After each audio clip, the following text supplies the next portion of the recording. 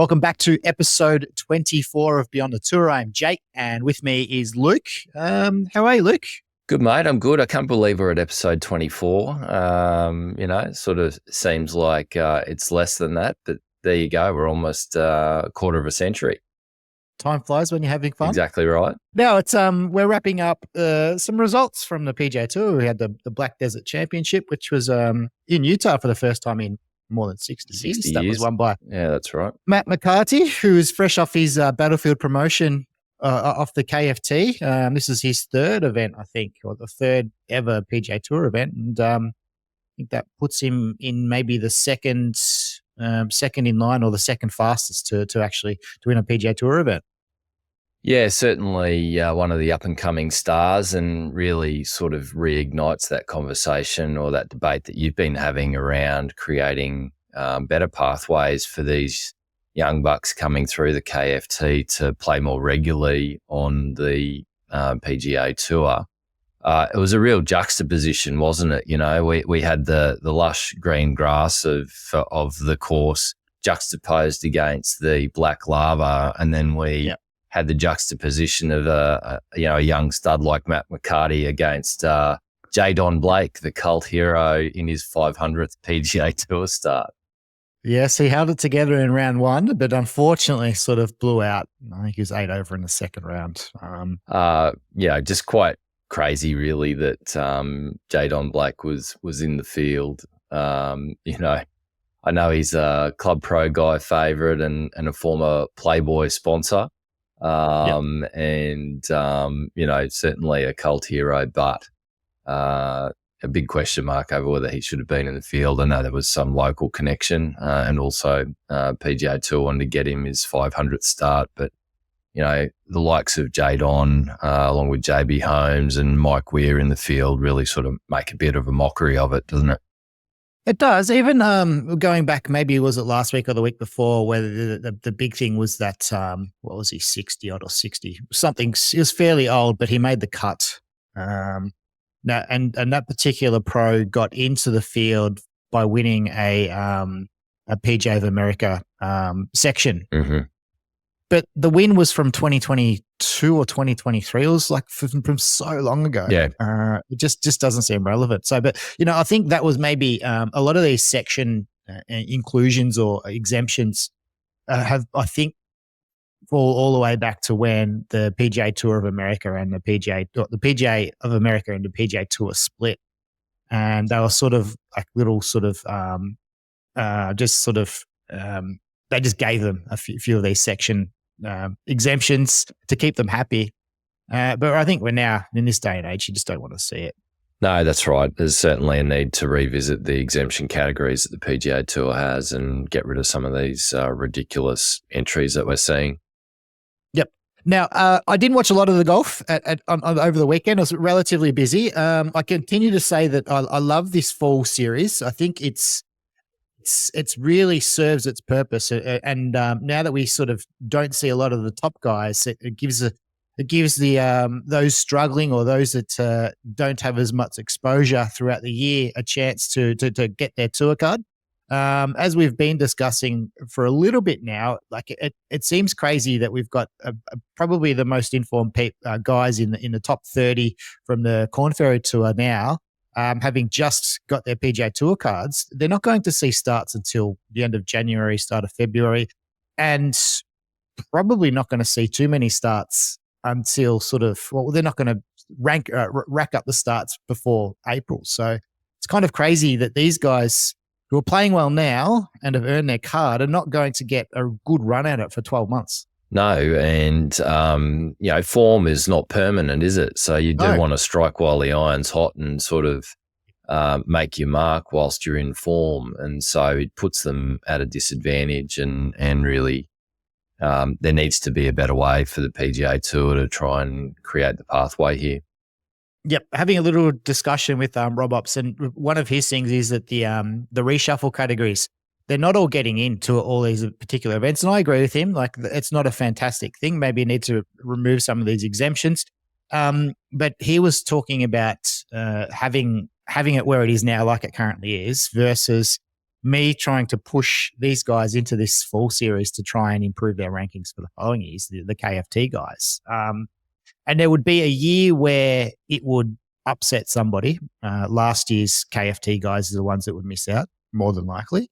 But I think just that realignment and make it more of a qualifier for the following year, which it already is, but I think include those KFT guys. Like, it would be great to get some of the real top end of the KFT guys qualify for the signature events through the fall for the next year. Yeah, there's no solution here without some losers, right? And it's either going to be the up and coming KFTs, or it's going to be the older sort of stalwarts of the PGA Tour. And I think the downside for the young guys coming through is that the older fellas are influential. They've got long-standing relationships, and there are buddies in powerful positions who are making these decisions, or at least certainly influencing them. So it's likely not to sort of change too much, in my view, for those reasons. But either way, there's gonna be some losers that are unavoidable.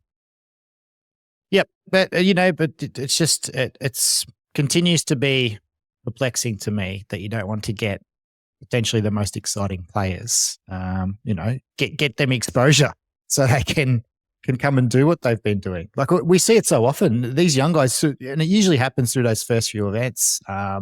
Even like a Jake Knapp this year, someone like a Jake Knapp who's not like, he hasn't blown it away since the win, but like you always see it every year, one or two KFT graduates come up and win pretty much immediately. Nick Dunlap. Yep. But that's probably an ongoing conversation. It is, and I wonder how much sort of brand recognition and the correlation to TV viewership has to do with this.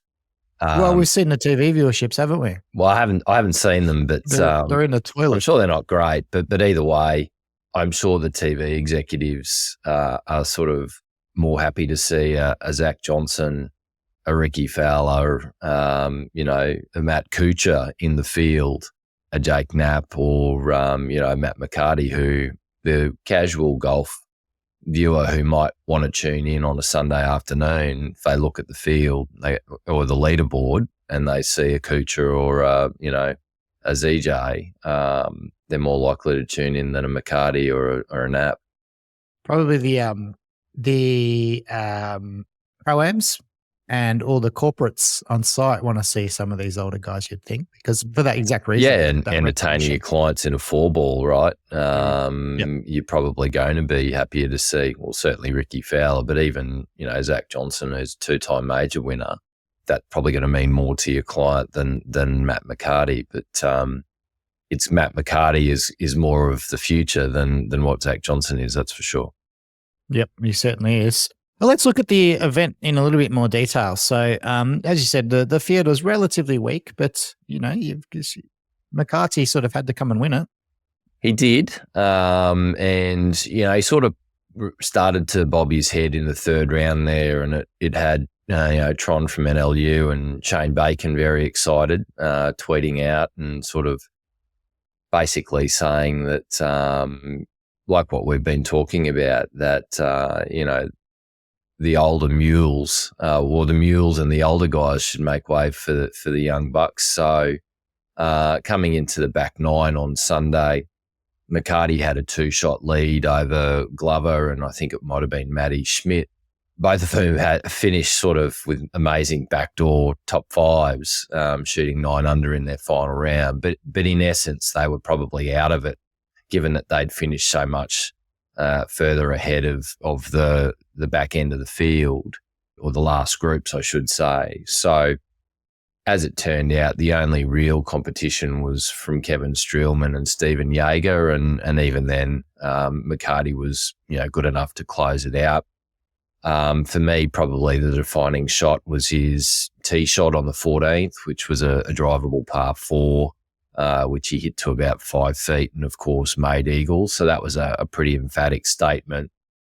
And then, he hit some incredible iron shots coming down the stretch as well. There were approaches on 16, which was pretty special, and then also on 18 to give himself an eagle putt on the 18th, chance to win by 4, and it just slipped out. So I think the result was a 3-shot win in the end. It's going to be interesting to watch him throughout next year. I think one of the probably knocks on him there was a little bit of talk about the fact that he doesn't necessarily hit it very far. So he doesn't have that driving power. So it'll be interesting to see if he gets himself into the gym and sort of increases some distance, and if he doesn't, how he performs across the entirety of a PGA Tour season. Yeah, as you say, he's probably likely to chase a bit of speed, but distance hasn't been an issue for Morikawa, has it? He's got 2 majors under the belt and Ryder Cup player and a number of PGA Tour wins. So obviously you've got to be long enough.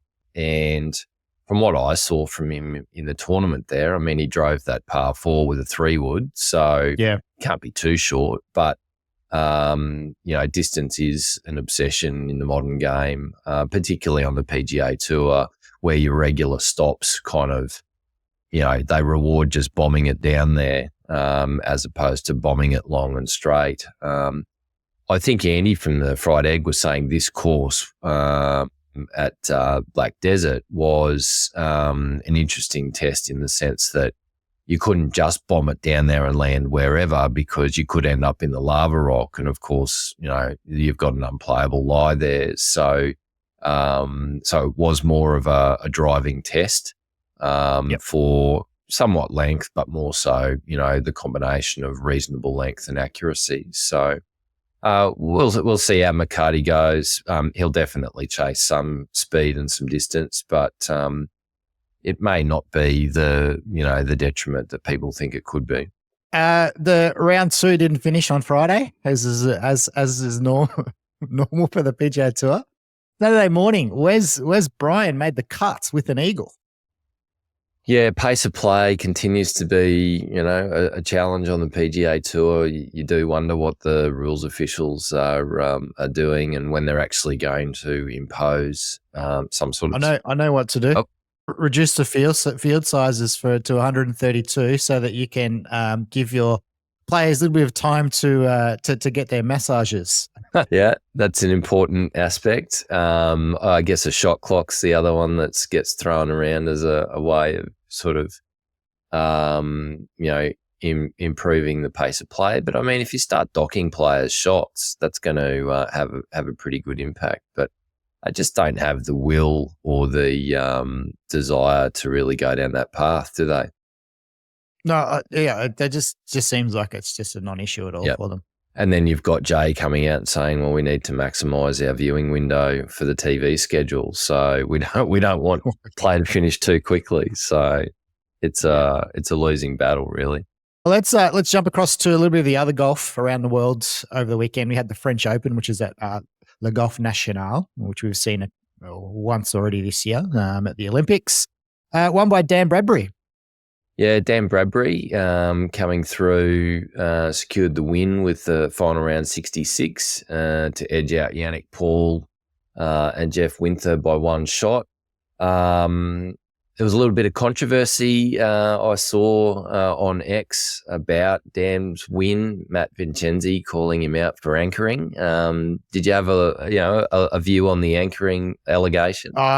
I haven't actually. I should have that, but I haven't. Did you see him playing though and putting? Did it raise in your mind a concern about anchoring? It goes to the exact same thing that we've been saying. Like it should be the shortest club in the bag, as far as I'm concerned. Yep. Like, there's just so much grey area for it. And it's all forms of anchoring. Like it's Bryson with up against the forearm. Yeah. I don't know, just. I feel like that is almost more of an issue than the Bradbury style, where maybe it's sort of resting gently on his chest. I feel like the arm anchoring that Bryson does is probably a bigger concern, but it doesn't seem to draw the same amount of attention as the broomstick. Yeah, I think it's because of that central centrifugal force, whatever it is, that anchor point that deserves, and which is you don't really get when you're on your arm out to the left or whatever. But to me, it's more about the like even like that yippy sort of puttering and that sort of when that right hand sort of gets overly involved, which is just completely removed from anchoring it up against your forearm. That's right, especially when you're nervous trying to close out a tournament. 100%. Yep. It can have, I think, a pretty big impact. So anyway, congrats to Dan there. I guess the field, many of the big names that we've seen playing this stretch of the DP World Tour, like McIlroy, Lowry, Rahm, Hatton, they weren't around, so you know that took some of the strength of the field away, but still a good win nonetheless. Yep, it was. David Micheluzzi, we spoke about him a couple of weeks ago, sort of not having seen him. So he's, finished T27. And again, he performed reasonably well at the Dunhill. Yeah, that's right. I think probably a little bit below where he'd like to be. Certainly he'd be liking to see some top 10 finishes, but I think some decent signs from David, and hopefully, we can see him feature on the first page of the leaderboard shortly. Yep. And then Billy Ho missed the cut, but he's been a trooper over there on the he has fan favourite. Billy Ho missed the cut. Yeah. Also, I was interested to see Nicholas Colsaerts, who narrowly missed out on the win at the Dunhill last week, to Hatton missing the cut, and it just shows the challenge of golf, really, doesn't it? You can be on one week and then just no good the next. You just don't have it. So I wonder whether it was a case of he exhausted so much mental and physical energy getting up for that Dunhill last week and really probably outperforming expectations, that he kind of fell in a bit of a hole this week. And then we had a Ukrainian, what's his name? Lev Grinberg. So he made the cut. Yeah, 16-year-old Ukrainian amateur. So shot a 5 under par opening round, and he's the second youngest player to make a cut on the DP World Tour. He made it when he was 14. And I think he's the number 1 ranked amateur in the world on the Tugger rankings. So ended up finishing T37, 10 shots back, but not bad for a 16-year-old. Yeah, absolutely. They've got there's some really good young talent in the US. He's sort of playing mostly out of the US. The Tuga Junior rankings mostly are pulling in like all the AJGA events, mostly US based events, just because that's where most of the junior golfers played at that sort of higher level, and it's a little bit harder to get some of the data that I think they need outside of the US. So, but there are some strong junior golfers in the world at the moment. We've sort of seen Blade as well, sort of come onto the PGA Tour and performing quite well. But it's going to be exciting over the next few years. Yeah, it's good for the stocks of world golf, really, isn't it? At least 3 of them. So we've had Lev, we've had Blades Brown, and the other one was Miles Russell. Who, we saw a lot on the PGA Tour about those two in particular performing quite well. Yep. And then we had the Asia Pacific Amateur, I think 2 weeks ago, which had some really decent talent in that as well. On the LPGA Tour, there was the Shanghai Open, and that was won by, I don't know how to say her first name, but Yeon Yin Yu, who knows? But she's the major winner. Yep. And a comfortable victory, really, in the end, wasn't it? Sort of a 6-shot win there. So 64 in the final round certainly will help get the job done.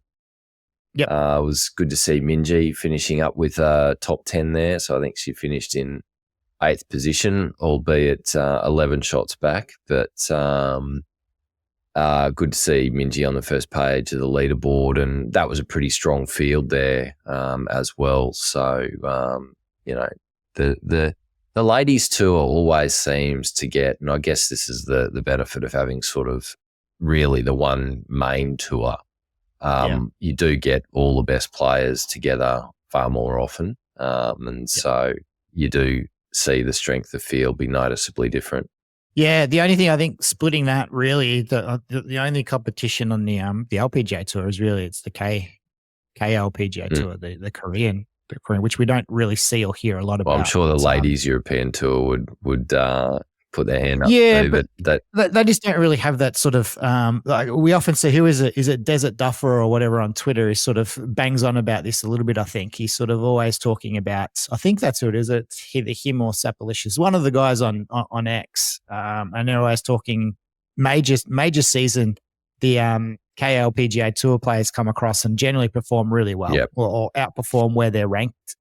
And there's that problem as well. The reliance on the US based ranking system in the women as well.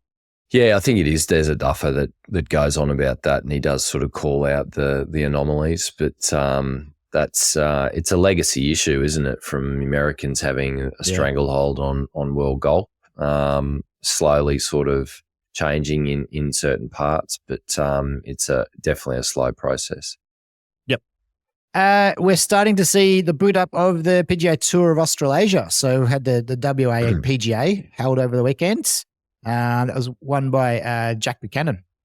Yeah, out there at Kalgoorlie Golf Club. I'm not sure if you caught any of the footage over the weekend, but that was another sort of major juxtaposition of the green grass of the fairways and greens against the red dirt of Kalgoorlie. So Graham Marsh design course came up pretty well on TV, I thought, and resulted in a playoff between Jordan Doole and Jack Buchanan, who both finished at 17 under through regulation, edging out Elvis Smiley by 1. So Elvis, I think, was leading at some stage earlier in the tournament, but not able to get himself into the playoff. And Buchanan prevailed in the playoff, in the second playoff hole. He had birdie to close it out. He probably should have won it on the first playoff hole because Doole was out of position and had to sink a long bomb of a birdie putt to extend it. But really, he was never in the playoff, unfortunately, because on the second playoff hole, he was well out of position. So probably good to see Buchanan in the end win it because it was a loose bogey on his 72nd hole that kind of opened the door for Doole to force the playoff. But an interesting finish nonetheless. Be interesting to follow that over the next month and a half as we lead into the PGA and the Australian Open. Obviously, also announced over the last couple of weeks since we last recorded was the fact that Cam Smith in particular has committed for the Aussie Open. So that now means he's playing, I think, 5 events in Australia over that stretch. Yeah, fantastic to see and hear that. And I was out at RQ over the weekend, and the preparations are already commencing for the Oz PGA there. So grandstand being set up around the party hole, the 17th. So it's currently out of play for members, and the course is just in really good nick. So the greens were scarified and top dressed 2 weeks ago, and I played on Sunday and was really surprised about how well the greens had bounced back already. So course will be in tip-top shape, and I think that's sort of faring up to be a great event again this year. All right, let's switch across to this week's events. So on the PGA Tour, we've got the Shrinners Children's Open at TPC Summerlin. That one includes some bigger names. So we've got a few 2025 signature event players in that particular one, in a full season event. So Tom Kim is probably the most notable there, but we've got others like Cam Davis, Ricky Fowler, Dan Berger, Ryan Fox, and then Gary Woodland, who sort of spent the last year and a bit coming back from injury. And yeah, it'd be interesting to see him continue to build back towards where he was prior. Yeah, I was surprised to see the strength of field here at the Shrinners. 2 major winners in Molinari and, as you say, Gary Woodland coming back from brain surgery. And, Tom Kim's 2-time defending champion, so going for 3 in a row, I think. We'll see how the young fella goes. Are we going to see a lot of the fist pumping and getting into the crowd that we saw last time we saw him? Yeah. He's definitely all about that, and lots of people are there for it. Yep. over on the DP World Tour is another big event. It's the Andalusia Masters. So that is headlined by Jon Rahm. Yeah, and a bunch of sort of big name players there, as you say. Jon Rahm's playing, David Puig, Eugenio Chichara from LIV, Victor Perez, and Micheluzzi will be teeing it up again this week. So looking for a good performance from him. But I suspect this will be a great event over there in Spain. The Spain events have been really good watches so far this year. Yeah, they have. And I would imagine that Rahm is really itching to win another Spanish event. Why not? The ladies at LPGA Tour it's the BMW Ladies Championship, and that's in Korea. So Minjee is a defending champ. So other notables include, we've got Danielle Kang, Lydia Ko, Hannah Green, Lilia Vu, Rose Zhang, Boutier, and Minjee is obviously playing as well. Yeah, so making the move from Shanghai last week to Korea this week. Again, a very strong field, filled with major winners. And, Minjee defending her title from last year, as we sort of touched on earlier, 8th at Shanghai. I think that's, good form leading into this event, which I'm sure she'd love to defend. And the Asian Tour, we've got it's an international series event, isn't it? The Black Mountain Championship. It is, yep. So that one, obviously, there's a bunch of LIV guys in there. Included in the field is Luke Kwon, who we saw win the YouTubers, whatever it was. I can't even remember what it was called on the PGA Tour. Was it the Influencers Challenge at Eastlake in the Tour Championship? And we spoke about who was on his bag. Who is it's Nick Voke, who's also in this event as well. So the guy on his bag through that event, which I think he used to sort of when Kwon was living in New Zealand and sort of actually trying to play professionally. Obviously, got to know Nick Voke there. So he's a very good golfer in his own right. So does Luke Kwon get blacklisted for the Influencers event next year on the PGA Tour because he's playing in a Asian tour that's aligned with LIV and PIF? I thought you were going to say blacklisted because he's playing professionally, but I'm not going to point out the fact that Wes Bryant that's not a consideration at all. Well, I'll tell you what, if you're blacklisting Luke Kwon, there's someone else who'd appeared on a LIV promotional poster. Oh yeah, and videos through the week, and in fact, there was two of them. We've got Scotty Scheffler and Rory McIlroy headlining LIV promotions. That's right. What is the date for that event? Do you know? 17th of December. 17 December. So yeah, it's going to be interesting, isn't it? I mean, basically, that's a FU from Scheffler and McIlroy to the PGA Tour saying, we don't worry what you think about us playing in these sorts of events. We're just going to do it, right?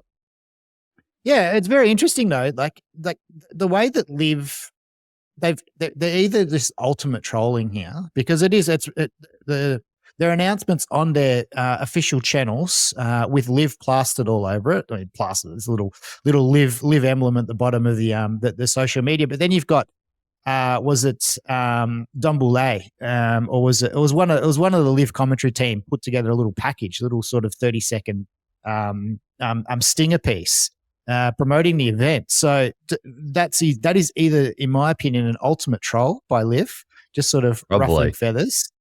Or I'm wondering if maybe they're involved in the event in some way. Well, I suspect the PIF's probably got some money thrown behind it, right? And so, the whole sports washing and dirty money stuff is just a total bunch of BS. It was always just a smokescreen. But, yes, I don't think they're going to get blacklisted, mate. I think Luke Kwon's got more chance of getting blacklisted than Rory and Scotty. Yep. Well, let's continue on because this is a little bit of we're starting to get in that season that we like. A little bit of the sort of the rumors and all the little bits of happening on LIV. So it was announced. Josh Carpenter broke some news this morning on X around the fact that LIV have been looking for a new CEO for the last couple of months to replace Greg Norman. At this stage, it looks like he would essentially hold an executive role somewhere sort of high up, but obviously looking to replace him. No, it's sort of, is that just a normal evolution of a startup, or is it like, is he being moved to the side to maybe see some sort of forming of a deal or something? I'm not exactly sure. Yeah, I guess I'm probably less inclined to believe that there's a deal imminent, and more inclined to think it's the natural evolution of it moving from startup into, a more embedded organisation. And so it's not to say that Norman won't be involved anymore going forward, sort of be more, I suspect, like an executive chairman style role or executive director type role, sitting on the board but still have some executive responsibilities, but handing over the majority of the leadership responsibilities to a new CEO. And of course, we do see that with startups, right, where the founder, once it gains critical mass and funding and sort of establishes itself, the founders can move out and bring in a professional CEO. So possibly that's the thinking at the moment. I'm sure that there'll be plenty of Norman haters that are saying that, his days are numbered and he's going to get turfed. For me, I think he's served his purpose in the sense that, it was very much crash or crash through, and that they needed someone who I guess was financially established well enough that they could take this sort of risky gig and really give it their all. And that happened to be Norman. And also it helped that he had an axe to grind against the PGA Tour for having not sort of taken on board his world tour suggestions through the 90s, and in fact just shutting them down and squashing them. So he was the perfect candidate in that regard, and I think he's been able to achieve what the PIF and what Yasser would have wanted him to do, which is put this thing on the map and really disrupt world golf. Yeah, I think, and his role, in my opinion, now is just patrolling the fairways. Get on the broadcast a little bit, jump in the box for a little bit. Yep. So that's not really a CEO's position, really, like a lot of the nitty gritty. No, I'm sure he's already delegated a lot, and he might effectively have a 2IC that's been running the show at the moment. So whether they appoint internally or externally remains to be seen. But interesting scoop there from Josh Carpenter. Yep. Just sort of thinking about it very briefly, but like it doesn't make a lot of sense that it would be for any sort of deal, because if it was just to get a deal signed, the resources that both sides have, you'd be able to pretty much instantly replace him with an interim CEO or anything. So I don't think that makes sense that it's for any sort of no deal. There's likely to be less resources than more resources if a deal and a merger is done, right? So you're going to be getting rid of executive leaders, I would have thought, if that's happening, depending on the structure of the deal. So and also for an experienced CEO coming in that sort of environment could be very risky. So I think it's less to do with the deal and more to do with, as you say, the evolution out of startup into the next phase. Well, unless you sort of really consider it, there's probably one person that you'd move Greg Norman out for, and just to save a little face on that behalf, Rory McIlroy. I think Rory's looking for a new gig. No, I don't think he's not the CEO, but he said that he would join LIV over his dead body because he didn't like the Greg Norman influence there. Maybe they just decided to. They've got his signature in place on the caveat that Norman doesn't hold that CEO role. Well, that's an interesting theory. I don't mind your thinking there. Let's wait and see what happens, hey? Well, he's already headlining. He's already headlining LIV events. Oh, you shit stirrer. other piece of news sort of over the week was the Ryder Cup ticket pricing. So they were announced at for the event days, $750 US, which included unlimited food and non-alcoholic beverages. There was a fair bit of outrage over the pricing. It's being held obviously in New York, which is probably the richest area of the US. And probably the rowdiest crowds as well. Yep. Personally, I had no problem with the pricing. It's simple supply and demand. I think that's true. And I mean, we know America is, probably the purest capitalist country in the world. So if it's going to happen anywhere, it's going to happen there. They were pretty breathtaking prices though. As you say, $750 US for a ticket to a day, Friday through Sunday. I think it was $425 for Thursday, and then even $250 just for a practice round. So, yep. It is expensive in that regard. But when you compare it to what it costs you to get a badge at the Masters, it's actually quite cheap. I would think a badge at the Masters now is probably 3 times that on competition days. So, as you say, it's it's sort of New York. So there's going to be the income to be able to sustain those prices. It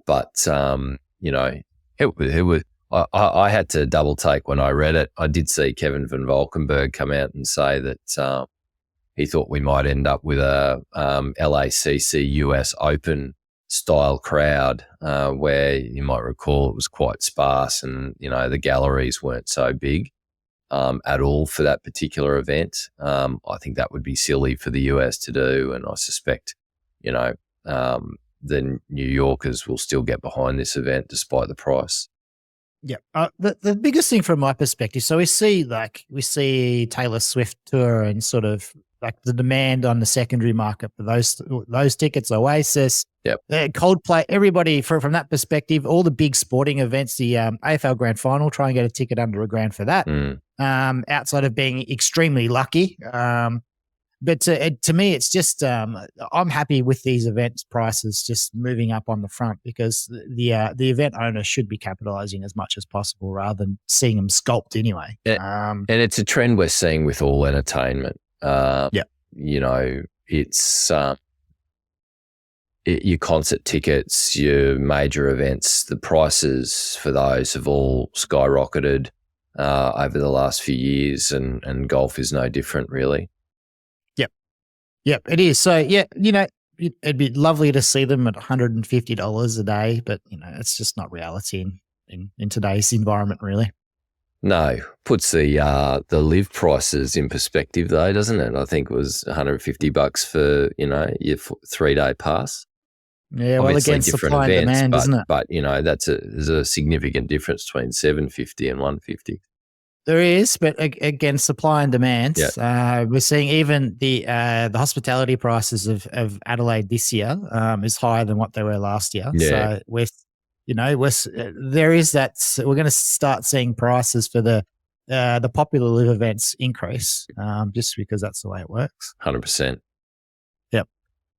So what other news we had? So we had Stinger merch is available in South Africa finally. I saw this, it's available in one of their major golf outlets called the Pro Shop. For me, that just sort of signified more gains for LIV in becoming mainstream. And you've got to think that they're trying to get a South African event as part of the 2025 schedule, right? I think it's just we've talked about this before. It's a market that I think would be very similar to what's happened in Australia. I think New Zealand would be the other one where you'd actually get an absolute explosion of interest and support. So it won't surprise me in the slightest to see a South African event as part of the season next year. Yep, I think that's been their biggest miss, or not the biggest miss. It's one of them, not having merch outside of the US.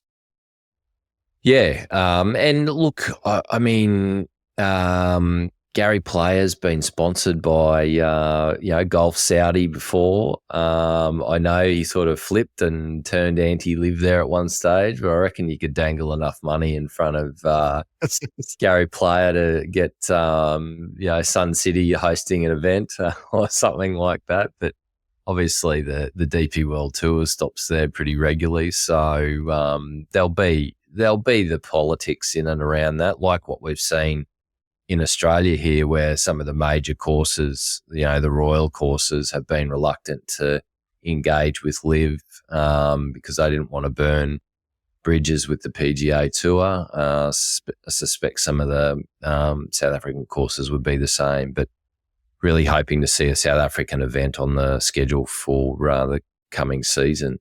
All right, I think that probably wraps us up for this week. Yeah, short and sharp today. Coming to you a bit late because we got caught out by daylight savings. Daylight savings. But anyway, we'll know better for next week. Yeah, we certainly will. Well, thanks for tuning in. Hope you enjoyed the episode. Please do tune in again next week.